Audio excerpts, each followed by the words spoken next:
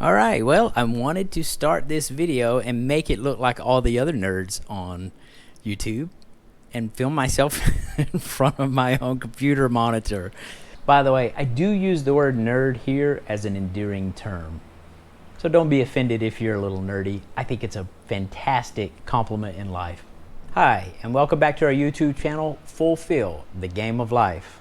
Today, I wanted to make the final video in the inflation series, and I've actually had some really good feedback from people. I appreciate that they appreciate the effort to really explain what's typically a complex subject in a more simple, straightforward way. And today I'm going to do once again to try to rise to the challenge of Einstein and explain as simply as possible the winners and the losers of the game of inflation. Before I kick the detail off in this video, I do want to add, I promised I was going to make a separate YouTube channel, and I accomplished that mission. So what I'm going to do is post videos in the future, financial videos on that channel, and I will probably post some small snippets on this channel just in case you're not following on the other channel. But it was a pretty interesting thing, right? The last video, part 3 of this, the day that I published this video, actually had 4 people unsubscribe from the channel, which honestly has never happened since the channel has opened. We've never had 4 people unsubscribe in a day. So we had 4 people who were basically giving a really clear message. I'm not concerned with the investment side and the inflation side and how that works. I just want to see Portugal. So I took my own advice, I created a separate channel, and I'm going to publish the next subsequent videos on both channels. The second channel is called No More Empty Pockets. To thank Christy for that title. I thought it was a good title. So as we go forward, I encourage you to resubscribe to the new channel if you're interested in this, and then we'll make this channel primarily, once again, Portugal. And we've seen some beautiful things here. We got some videos we're going to try to get up. As we said before, when it's Sesimbra, it's absolutely gorgeous here. This is a beautiful place, sunny every single day so far. I think maybe one day of rain in over 2 weeks, and the highs are right at 65 to 68. And when you're in the sun at 65 or 68, life is good. I don't know what else to say. Now, just to do a quick review, if you watched the first video in this series, you know how the consumer price index is actually calculated, what is told to you as inflation, and what inflation really is close to. If you watched video 2 of this series, you now know that the primary cause of inflation is actually monetary theory and, in general, money printing or the making of money that leads directly to inflation. Video 3, I completely forgot, so it couldn't have been that damn good. If you watched video 3, you are also aware of what the motivations would be for the government to actually give you a different inflation number than what the real world actually exhibits that we actually live in. And if you've watched the 3 of those, you understand one of the most significant designed monetary systems that affects your ability to retire better than you did before you watched the video, or at least I hope. In this video, we're going to pull together all of those concepts, and we're going to explain to you who wins and who loses in as simple of an explanation as I could come up with. Now, to kick off this video, just like the earlier 3 videos, I want to go back and just quickly review the quotes from some of our forefathers on how these systems work. So I'll once again start off with Henry Ford.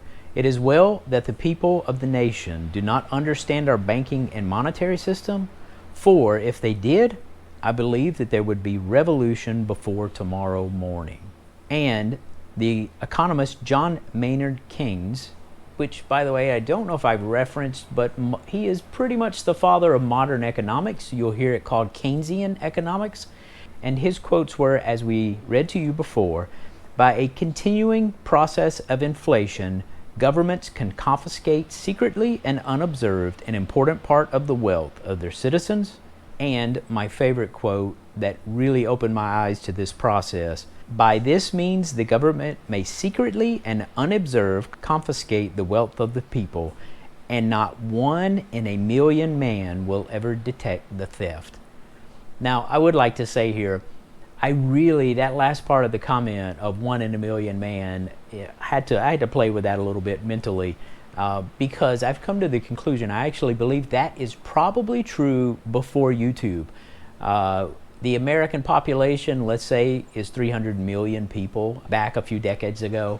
That would mean there would be only 330 men who were fully aware of the way that monetary theory had created a mechanism to steal from the common man. And I actually believe that's quite plausible. Probably about 330 people would have understood this, because it wasn't taught in class, it wasn't taught in college. You basically had to be employed in this world before it was ever explained to you. And thank goodness that 1 or 2 people who understood this took to YouTube and laid this out for us to learn, and hopefully you're trusting me and you're hearing this and you're also learning it as well. So I want to say thank you for those people, because I believe now that many more than 330 people in the United States understand how this system is designed. But I will have to say, I kept procrastinating a little bit to making this video, and I'm actually glad I did. There was an article printed just a couple of weeks ago from the Federal Reserve, and the quote that came from this article is one of, if not the most powerful quotes from the actual Federal Reserve. The author's name is Jeremy Rudd, and the depth of the article of trying to understand how we see inflation and whether it's real and those things really isn't for the scope of this video. But his quote from an author that is on the Board of Governors of the Federal Reserve today, and this is his quote. Footnote number 2. Leave aside the deeper concern that the primary role of mainstream economics in our society is to provide an apologetics for the criminally oppressive, unsustainable, and unjust social order. Now, again, let me read that for the impact. I leave aside the deeper concern that the primary role of mainstream economics in our society is to provide an apologetics for the criminally oppressive, unsustainable, and unjust social order, in an article published in the last 2 weeks by a member of the Board of Governors of the Federal Reserve. Now, I do want to spend one moment talking about the word apologetics. As it says in this quote, to provide an apologetics, that term basically means a way for people to rationalize in public the beliefs that something is true. What Jeremy Rudd is saying is the construct of modern economics in our society is to create enough noise around the process that you can't actually tell what's going on, and to make it sound as if the Federal Reserve has the best interest of all people in mind when they're on the news saying what they're going to do to monetary theory.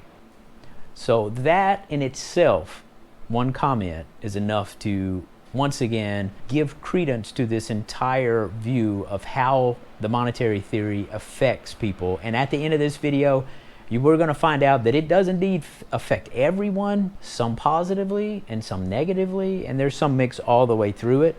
But how impactful is that to read a comment from the organization itself, but interestingly, not in the body of work, but in a footnote in the body of work? Now, I probably need to drink a little more wine to be able to read you a comment like that and maintain my emotions completely. But this way this system is designed and engineered is really remarkable. And we're going to tell you why, who wins this game and who loses this game. So let's get started. In our example, we're going to walk you through 2 people. We're going to name one the haves, and we're going to name the other have not. We're going to take these 2 people and we're going to put them in the world we're experiencing right now. Not just with the 7% inflation that we've seen historically, that's been reported to us at 2.5% inflation.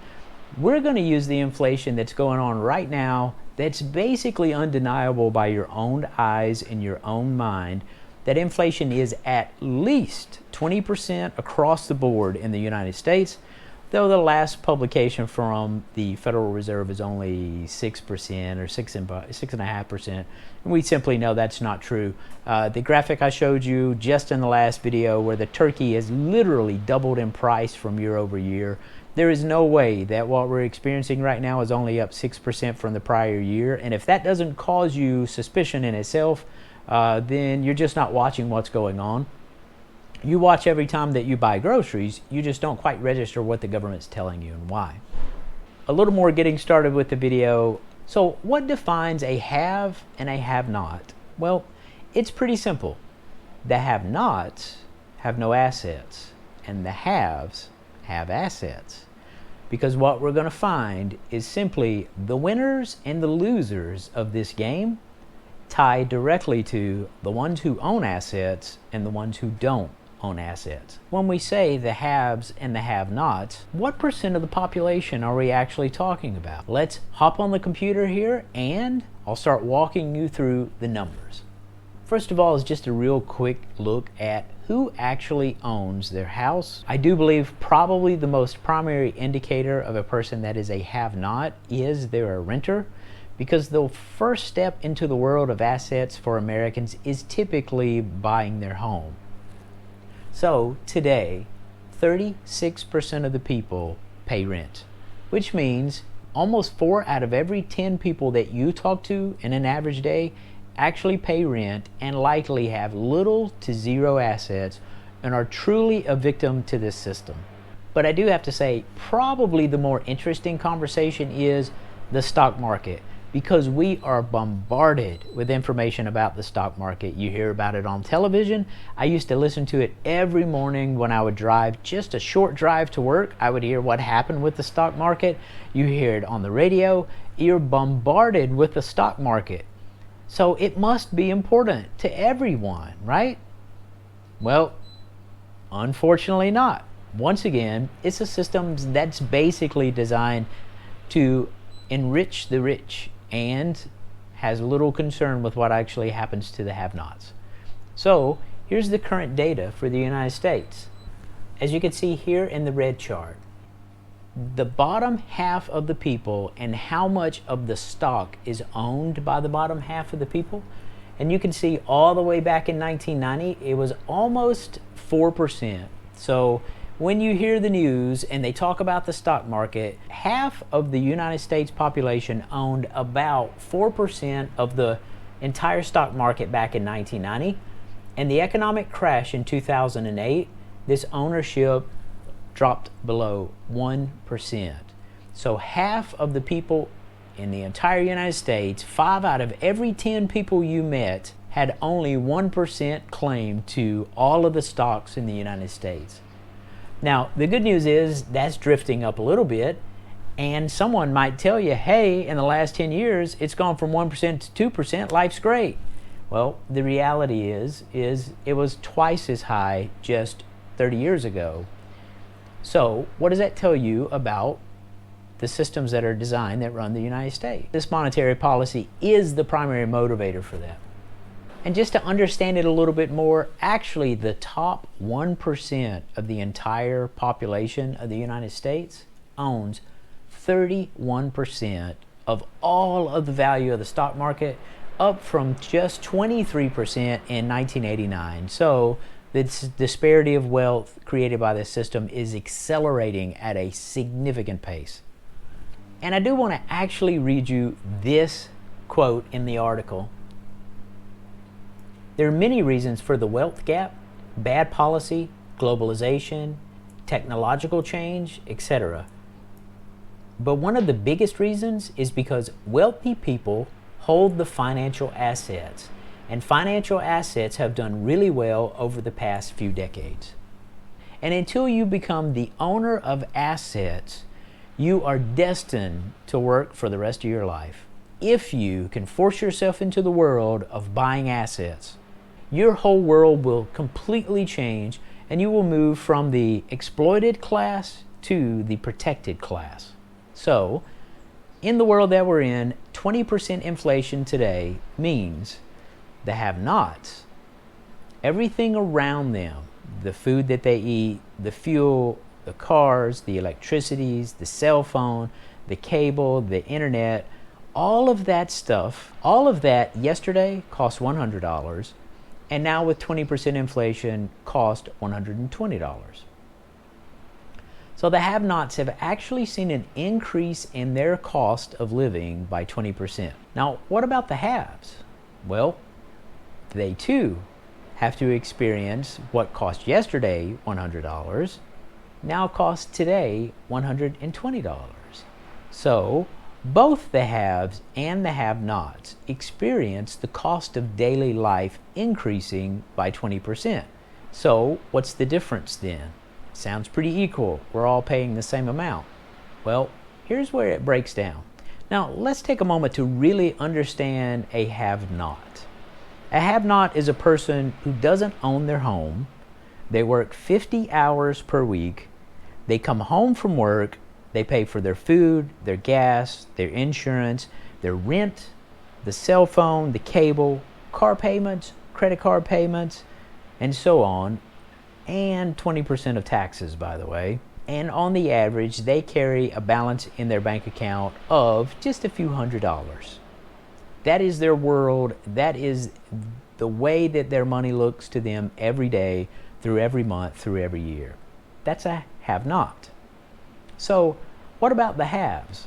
In the most extreme case, which we're going to take, because there's people between the haves and have-nots, and I call them the have-sums, and how much they have, just becomes kind of a continuation of this scale. But let me give you an example of the haves. And they have $1 million of assets that are making money for them.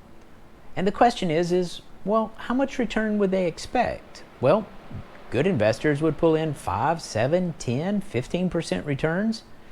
But this year, it's much easier for these investors to actually make return. Because of why? Well, monetary theory. Here's what actually happens, especially in a time like now. The Federal Reserve, with their money printing machine, prints enough money to devalue the dollar by 20%. But let's say that again to follow along our prior videos. They devalued the dollar by 20%. Now, one of the little subtle things I really wish I had included in an earlier video, but I'm just going to take a moment to add it here. I showed you the footage where Richard Nixon took the United States off the gold standard, and for the purpose of it being purely temporary at its 50th birthday, I believe. But what I thought was such an insightful quote from Nixon himself, as he explained to the American population the concern with devaluation. What does it mean for you? Let me lay to rest the bugaboo of what is called devaluation. If you want to buy a foreign car or take a trip abroad, market conditions may cause your dollar to buy slightly less. But if you are among the overwhelming majority of Americans who buy American-made products in America, your dollar will be worth just as much tomorrow as it is today. So what do you take away from that little inclusion into the presidential announcement to the American people? They knew devaluation was coming, but the logic at the time was, well, there's only devaluation if you don't buy anything internationally, if you buy everything from within the United States. And then, of course, we know a couple of decades later, we signed the free trade agreements, and we start buying stuff from all over, shipping out jobs that, laid into this. So maybe they really believed we were going to manufacture and live just within the borders of the United States. But if they really believed that, they were not very insightful. The haves also have to pay the 20% more for everything around them, but the assets that they're holding in their hand increases at the same rate that the dollar has been devalued. So someone with $1 million in assets, and the Federal Reserve prints enough to increase inflation by 20%, the assets of the haves increase by 20%. So what really happened to the haves? Well, the world around them cost 20% more, but their asset is worth 20% more. So let's make this more of a math game. Let's say that the average cost of every month of living for a family is $2,000. After a 20% inflation, it's now $2,400. The haves, also $2,000, and now their average expense is also $2,400. However, they had $1 million that has now been valued up by 20%. So how much money did the haves make just by money printing from the Fed? Well, 20% of $1 million of assets is $200,000.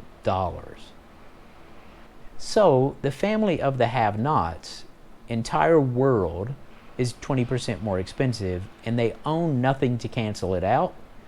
The haves, 20% more expensive because the cost of their monthly expenses is now up $400 a month, or $4,800 through the year, but they made 20% on $1 million worth of assets. They have a total profit of $200,000 minus $4,800, which is $195,000 of wealth increase simply as a result of money printing. So they are richer at the end of this printing cycle by the Fed than they were before, and they did nothing for it except watch the Fed print the money.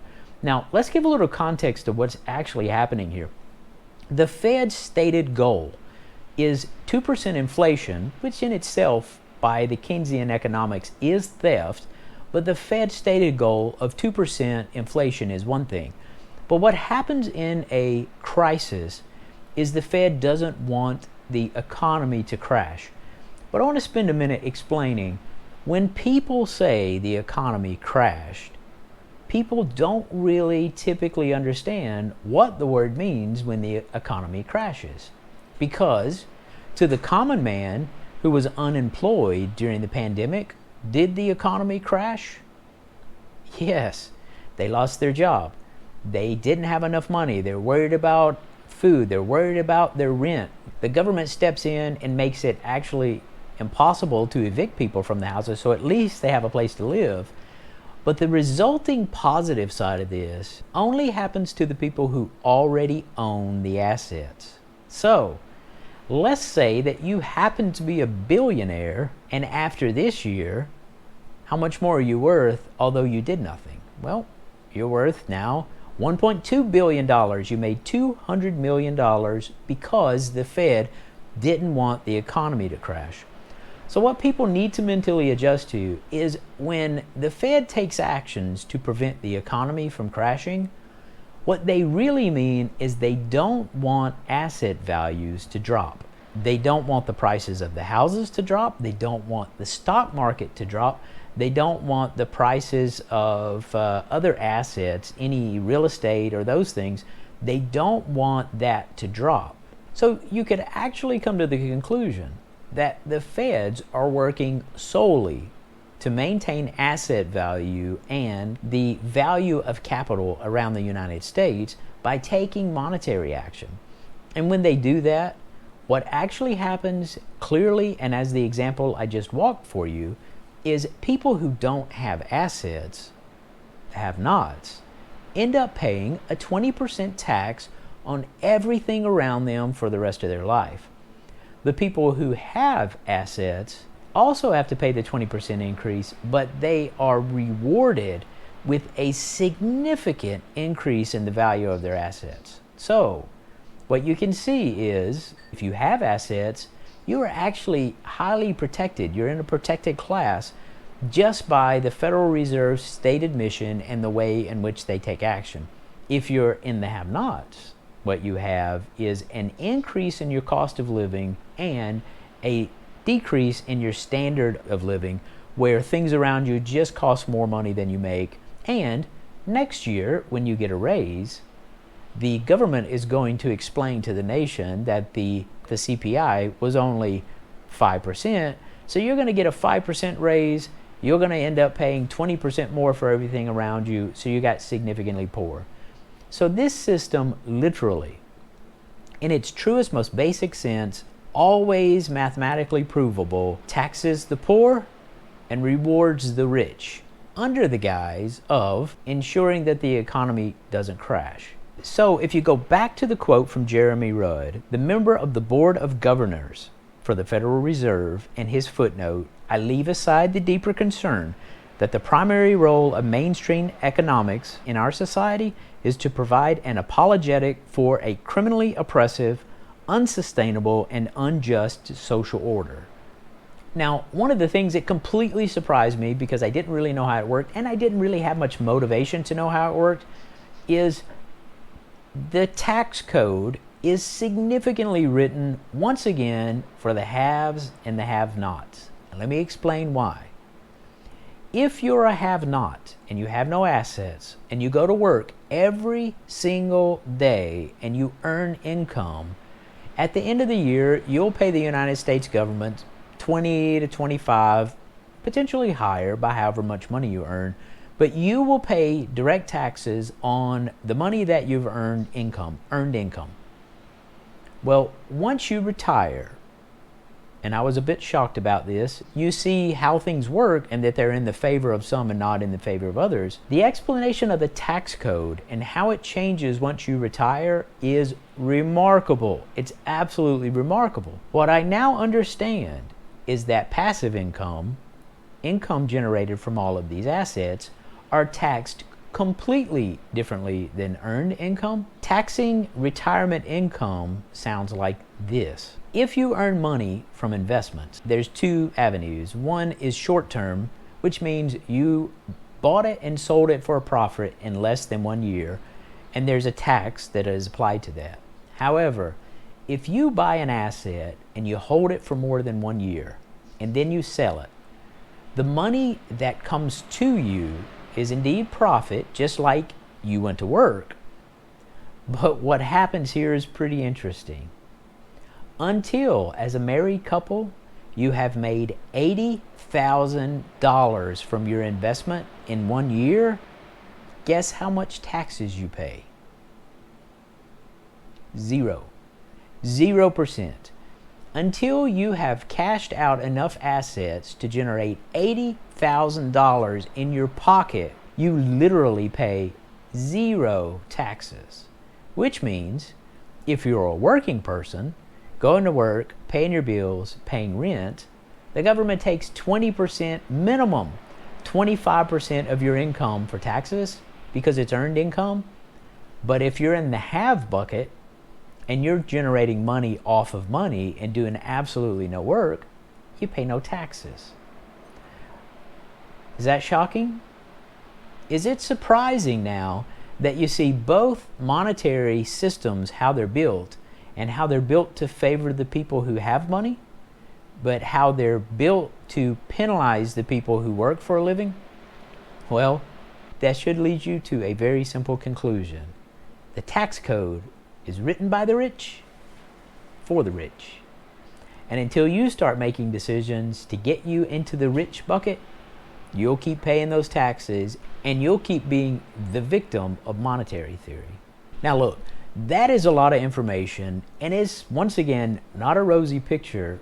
However, it is what actually happens in the real world. This is the system that you live in. This is the result of rich people writing the tax code for the rich people, and it creates opportunities once you get there that just makes life really simple. But when you start poor and you have to work your way through it to see how it works, it's not such an easy road. So all of that said, I'm going to wrap this up by saying this is the system you live in. You don't have a choice. If you're going to live in the United States, and by the way, if you leave the United States, you still live in this system as long as your assets are there, number one. And number two, the tax code in the United States is only 2 countries in the world require you to pay taxes on income made outside the United States if you're a U.S. citizen. So I still have that privilege of the tax code if I choose to cash out more than $80,000 in a year. add one day to all the rest of the editing, and as you can see here on the screen, this video is a little bit over 30 minutes. And I just reminded myself yesterday there was one sub piece of this that is really worth an entire video, and I'll probably make it one day. But I want to just tell you that, believe it or not, this clear explanation of how assets rise and inflation rises with it, taxing the poor and enriching the rich, is not the end of the story of this design. But I'm not going to take an extra 15 minutes to tell you how this whole system works. I'm going to take a moment and just describe it in a few words. And if you are really inquisitive, I really encourage you to go research this yourself. But here is the deal. To understand the second side of this, you have to understand that when I say the Federal Reserve prints money, you have to understand how they actually print money and get it into the system. And as a real short explanation, the United States as a government says, I don't have enough money to pay for all the expenditures in my country, so I need to borrow money.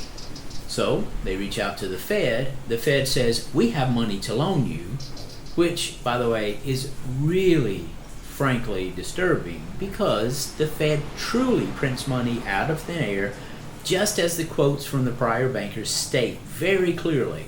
They actually don't have money, but they buy the assets from the United States. And here's the worst part. This totals on top of the national deficit. And as U.S. citizens, we pay interest on the money printed by the Federal Reserve, which again is made out of nothing. So not only are you penalized with having to pay inflation on the front end of this process, you get the privilege to pay interest on a loan that was printed out of nowhere. That's a much deeper video for another day, but I'm going to get away from all of this. As you can tell, though, it really drives me absolutely insane. And just like Rudd stated, this is truly an unjust class war. It's basically a system built to impoverish many at the benefit of a few. One last really subtle piece on this is, once you figure out how this works and you understand that you're paying interest on loans for money that isn't real, you also become aware that the Federal Reserve, although the name would imply it's part of the United States government, is actually owned by private bankers.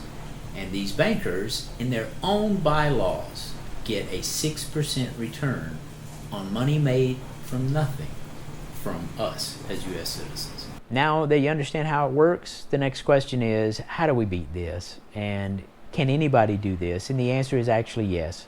And we're going to start making the videos to show you how. As I've alluded to multiple times in this series, this knowledge should be an input to how you invest. Now, to leave you with a teaser for the next video, we're going to walk you through how we actually invest. We're going to talk about where our assets are, and we're going to show you the returns that we've had in the last year. But the teaser you need to understand is the return in the last year on our assets is 111%. That means our assets have doubled in value in a less than a full year, honestly. Now, some of that becomes a little bit harder to calculate because of the way the assets work and whether you buy stuff and whether you sell stuff. But we're going to show you a portfolio that has returned 111% since January 2021 until now. And you also have already probably picked up that a significant amount of that return is simply because we're in a protected class and the Federal Reserve refuses to allow assets to drop, and in doing so they print so much money to devalue the currency that our assets are now growing like absolute hotcakes. Wait a minute. They're growing like a weed. Maybe it's the wine. So if you like this video, please give me a thumbs up, and again, be aware there is now a separate channel, and I'll continue to reference that channel. Would love for you to come by that channel and subscribe. Once again, it's called No More Empty Pockets. And we'll start walking in detail how to actually invest and how to get out of the not haves into the haves, and how to set your path forward for success. Thank you for tuning in, and we'll see you soon.